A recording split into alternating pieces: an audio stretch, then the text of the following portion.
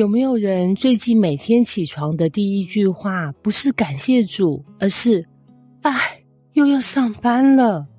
鬧鐘一響，你不是醒來，你是復活，而且是很不情願的那種。有些人每天睜開眼睛，感覺像手機只剩1%電量。問題是，你今天還有12個群組要回，3個會議要開，2個客戶要追，1個主管要應付。然後呢，回到家發現老婆在等答案，孩子在等陪伴，銀行在等房貸。你的人生根本不是低電量模式，是行動電源都在哭的模式。奇怪的是，有些人明明很累，卻還是充滿力量；有些人明明條件很好，卻每天像苦瓜成精。差別在哪裡？詩篇108篇一開始就給了一個超反直覺的答案。大衛說：神啊，我心堅定，我口要唱詩歌頌。等等，先等一下，這句話如果放到現代，很奇怪耶。因為大部分人的邏輯是，等我心情好了再讚美，等我加薪了再感謝，等我問題解決了再開心。但大衛剛好反過來耶，他不是因為順利才讚美，而是先讚美，所以沒有被困難打倒。這差很多哦。就像有些人起床第一件事看聖經，有些人起床第一件事看股市，結果一個人得到平安，另一個人得到高血壓。大衛接着更誇張，他說：琴瑟啊，你們當興起。翻譯成現代話就是我的 Spotify 啊，給我放起來。而且他還說我自己要及早興起。這很可怕。現在很多人不是叫醒鬧鐘，是鬧鐘叫醒他，按掉再睡，按掉再睡，最後醒來發現已經遲到，然後一路衝進公司，像逃難一樣開始一天。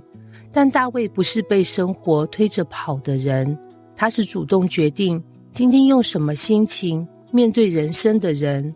然後呢，大衛突然把鏡頭拉高，他說：神的慈愛高及諸天，誠實達到穹蒼。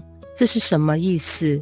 意思就是當你一直盯着眼前問題，問題會越來越大。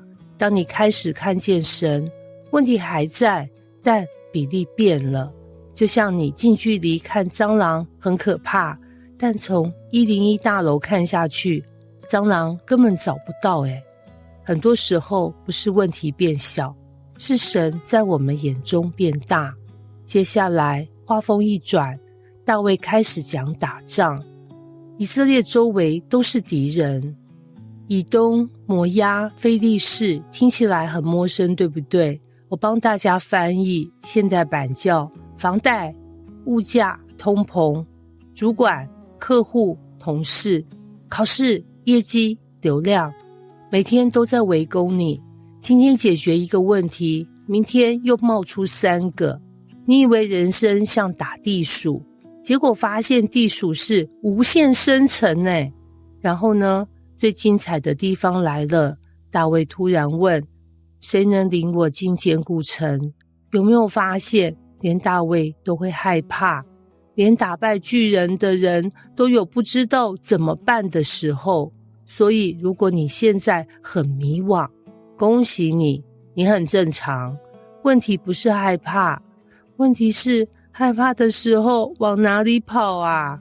有些人跑去抱怨，有些人跑去喝酒，有些人跑去刷短影音，一刷3小時，問題還在，只是手機沒電了。大衛呢？他跑向神，這就是關鍵。因為人生中很多困難其實超出我們能力。你有沒有發現，有些事情努力就能解決，但有些事情不是。孩子的未來，婚姻的修復，健康的狀況，別人的選擇，這些都不是靠加班能完成的。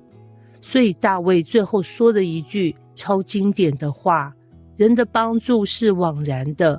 這不是說朋友沒用，而是說如果把人生最後的希望建立在人身上，一定會失望。老闆可能離職，客戶可能跑掉，朋友可能搬家，粉絲可能退追蹤哦。只有神不會突然把你封鎖。最後大衛宣告，我們依靠神才得施展大能。注意哦，不是靠自己施展大能，也不是靠運氣施展大能啦，而是依靠神。很多人以為信心是沒有恐懼，其實信心是有恐懼，仍然往前走。很多人以為剛強是什麼都不怕，其實剛強是知道神同在。所以今天你最大的問題，可能不是能力不足，而是一直想靠自己撐完整個人生。神從來沒要你一個人扛，他要你學會依靠。當你停止硬撐，恩典才有空間進來。金句：真正的剛強不是咬牙硬撐到最後，而是在無能為力時，仍選擇相信神比困難更大。